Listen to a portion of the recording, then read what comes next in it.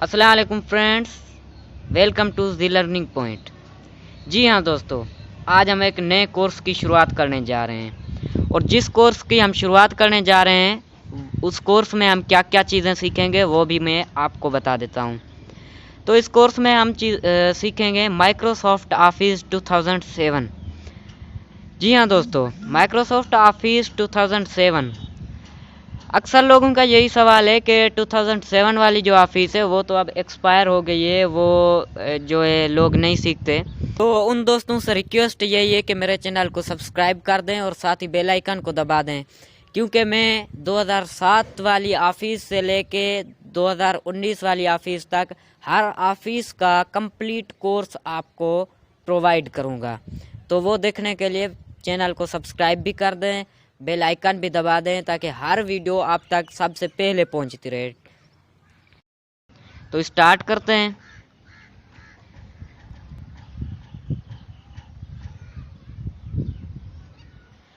तो स्टार्ट होने के बाद ऑफिस का जो इंटरफेस होगा वो कुछ इस तरह होगा। आप देख सकते हैं कि ये जो लाइन है, ये बार है, इसको हम कहते हैं मेन्यू बार। जैसे होम हो गया, इंसर्ट हो गया, पेज लेआउट हो गया, रेफरेंस, मेलिंग, रिव्यू, व्यू वगैरह, ये हो गया मेनू बार।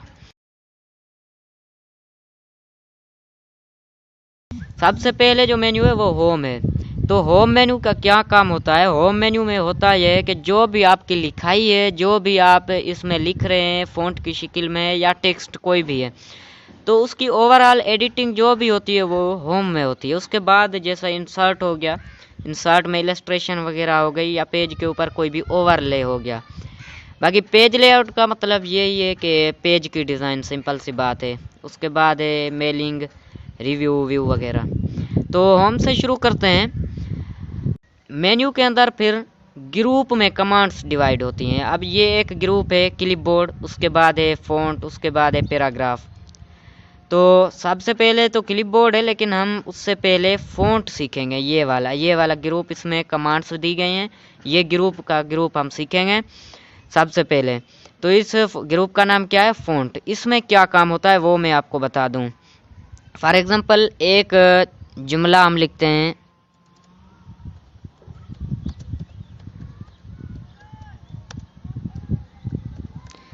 जी हाँ दोस्तों, ये एक टेक्स्ट है। अब हम चाहते हैं कि ये जो है बहुत ही सिंपल सा टेक्स्ट है, सिंपल सा फ़ॉन्ट है, इसको कोई फ़ॉन्ट हो लेकिन अच्छा सा फ़ॉन्ट हो। तो इसको आप सिलेक्ट कर लें, लेफ़्ट क्लिक पे दबा के ड्रैग कर लें तो सिलेक्ट हो जाएगा। उसके बाद आप यहाँ पर आ जाएं, इसका नाम है फ़ॉन्ट। तो फ़ॉन्ट में क्या होता है कि इसके जो भी है डिफरेंट टाइप के फ़ॉन्ट इसको मिलते हैं। जैसा कि ये फ़ॉन्ट हो गया, पहले तो सिंपल था लेकिन अब अच्छा सा फ़ॉन्ट आ गया। उसके बाद ये वाला जो यूनिट आपको दिख रहा है, इसमें क्या होता है कि जो आपका टेक्स्ट है वो छोटी लिखाई का है, आप इसे बड़ा करना चाहते हैं, मतलब लिखाई की साइज़ है। तो ये क्लिक है, इस पर क्लिक करें। ये इसकी साइज़ के मीटर लगे हैं कि कितनी साइज़ आपको चाहिए। लेकिन अगर आप चाहते हैं कि साइज़ जो है 48 से ज़्यादा हो, 72 से कम हो, मतलब बीच में से हो कोई 50, 50, तो आप यहाँ पर क्लिक करेंगे।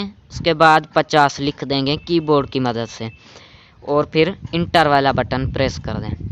तो इससे क्या होगा कि फिक्स 50 की साइज़ पे हो जाएगी आपकी लिखाई। तो बड़े वाला जो है इसका काम क्या है? टेक्स्ट की साइज़ को बढ़ाना। जैसे अब ये साइज़ बड़ी हो रही है, ठीक है। उसके बाद छोटे का काम क्या है? इसकी साइज़ छोटी करना, ठीक है। उसके बाद चले आते हैं अगली कमांड पे। तो अगली कमांड कौन सी है? बोल्ड। बी से लिखा हुआ होगा। तो बी का मतलब है बोल्ड। बोल्ड से क्या होगा कि आपकी जो लिखाई है वो मोटी हो जाएगी। जैसे पहले पतली थी, अब मोटी हो गई, ठीक है। अगर फिर से पतली चाहिए तो ओके कर दें, ठीक है। उसके बाद जो कमांड है वो है इटैलिक। ये आय से आपको दिखेगी। इटैलिक का सिंपली क्या काम होता है? इटैलिक का काम ये होता है कि इसको टेढ़ा कर देता है, ठीक है। फिर से दबाएंगे तो ख़त्म, अगर दबा दें तो इटैलिक, ठीक है। उसके बाद आ गया अंडरलाइन। अंडरलाइन में क्या होता है कि आप जो भी लिखाई करते हैं, कभी कभी ऐसा होता है कि किस लाइन के नीचे आपको अंडरलाइन करना पड़ता है, तो आप अंडरलाइन पर क्लिक करेंगे तो क्या होगा, उस लिखाई के नीचे एक लाइन लग जाएगी। ठीक है, अब जैसे ये लाइन लग गई। उसके बाद ये तो एक सिंपल लाइन है, लेकिन अब अगर आपको चाहिए कि एक स्टाइल लाइन के अंदर कोई स्टाइल सा हो, तो आप वो भी लिख सकते हैं। डिफरेंट किस्म के लाइन्स हैं, जैसे ये भी एक लाइन है, तो कोई भी आप दे सकते हैं। अगर नहीं चाहिए तो एक बार फिर से क्लिक करेंगे, ख़त्म। ठीक है, उसके बाद आ गया स्ट्रिक थ्रू। स्ट्रिक थ्रू से क्या होता है कि कोई कभी आप चाहते हैं कि कोई वर्ड हमारे कंपोजिंग में लिखा भी हो और वो उसके ऊपर लाइन लगी हो ताकि वो जाहिर ना हो, तो आप उसे क्या करेंगे, सिलेक्ट करके स्ट्रिक थ्रू लगा देंगे यहाँ पर, स्ट्रिक थ्रू। तो इससे क्या होगा कि वो वर्ड लिखा भी होगा लेकिन उसके ऊपर लाइन लगी होगी, ताकि बंदे समझ जाएंगे कि इस वर्ड की कोई मैंने नहीं है, लेकिन ये वर्ड लिखा हुआ है। ठीक है, उसके बाद कमांड आती है सबस्क्रिप्ट और सुपरस्क्रिप्ट। इससे क्या काम होता है कि कभी कभी हम मैथ्स में या साइंस में चले जाएं, अगर मैथ में है तो हमें लिखना पड़ता है 7 स्क्वायर, जैसे अगर हम लिखें तो जैसे ही हम 2 लिखते हैं तो ये जो 2 हैं ये बड़े हैं, तो ये तो 72 हो गया। हम चाहते हैं भाई ये जो 2 हैं ये ऊपर आ जाएं यहाँ पर, ताकि स्क्वायर लगे। फिर आप क्या करेंगे, फिर आप या तो 2 को सिलेक्ट करके सुपरस्क्रिप्ट दबा दें, ऊपर हो जाएगा। इससे क्या लगेगा कि ये स्क्वायर लगा हुआ है, या फिर आप पहले से ही ये दबाकर बाद में लिख सकते हैं, सेम बात है। ठीक है, उसके बाद बेस सिस्टम होता है, जैसे मैथ में हम बेस सिस्टम देते हैं तो 2 जो है हम नीचे लिखते हैं, जैसे ये। या फिर फार्मूला हो गया, जैसे फार्मूला हुआ H2O।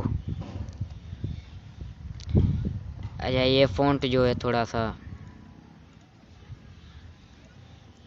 ठीक है, H2O। अब ये सही नहीं लग रहा तो H ये होगा ज़रूर कि छोटा हो जाए, ताकि हमारा साइंस का फार्मूला भी बन जाए। तो आप सबस्क्रिप्ट कर लेंगे, इसका मतलब ये अब H2 हो गया। तो आपको बात समझ आ गई होगी, सुपरस्क्रिप्ट और सबस्क्रिप्ट। उसके बाद आगे चलते हैं, तो आगे क्या कमांड है, वो कमांड है चेंज केस। तो दोस्तों कई बार ऐसा होता है कि अगर कोई भी हम लिखाई लिखते हैं, जैसे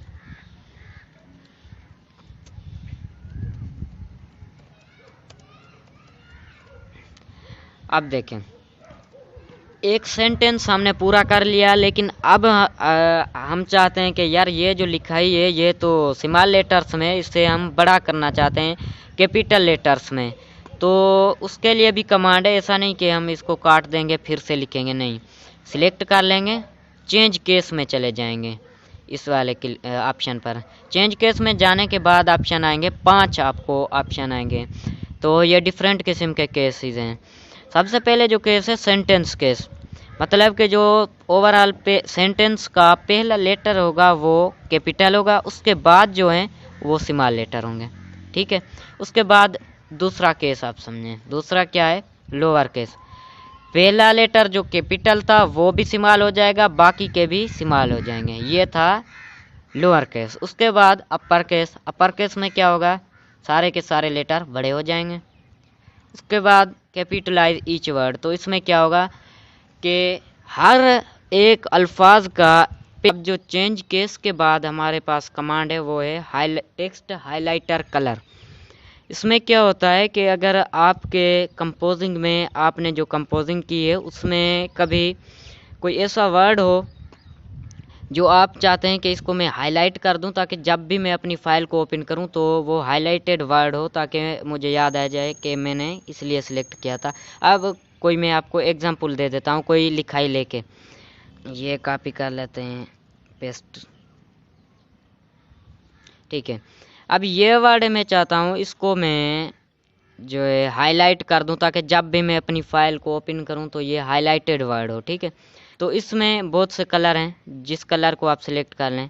अब ये सिलेक्ट, अब ये क्या हुआ, हाईलाइट हो गया, तो एक निशानदेही होगी कि भाई इस वर्ड को मैंने सिलेक्ट किया था, इसको हाईलाइट किया था। ठीक है, उसके बाद आ गया फ़ॉन्ट कलर। फ़ॉन्ट कलर में क्या होता है कि जो भी टेक्स्ट है, जो भी पेज पर लिखी हुई चीज़ है, उसका कलर। अब जैसे ये टेक्स्ट लिखा पड़ा है, इसको कलर दें हम, तो इसमें कलर हम इसको देंगे कि ग्रीन देना है या कोई भी रेड देना है। तो उस फ़ॉन्ट का जो भी कलर होगा वो फ़ॉन्ट कलर कहलाएगा, ठीक है। अब जैसे ये लिखाई है, इसमें बहुत सी डिज़ाइनिंग की कलेक्शन है। जैसे बोल्ड भी लिखाई है, उसके बाद लिखाई को फ़ॉन्ट भी है, या और भी बहुत सी डिज़ाइन है, कलर भी है। लेकिन आप चाहते हैं कि सारी की सारी डिज़ाइन एट ए टाइम ख़त्म हो जाए और हमारी जो लिखाई है वो वैसी की वैसी हो जाए जैसे पहले हमने लिखी थी, ठीक है।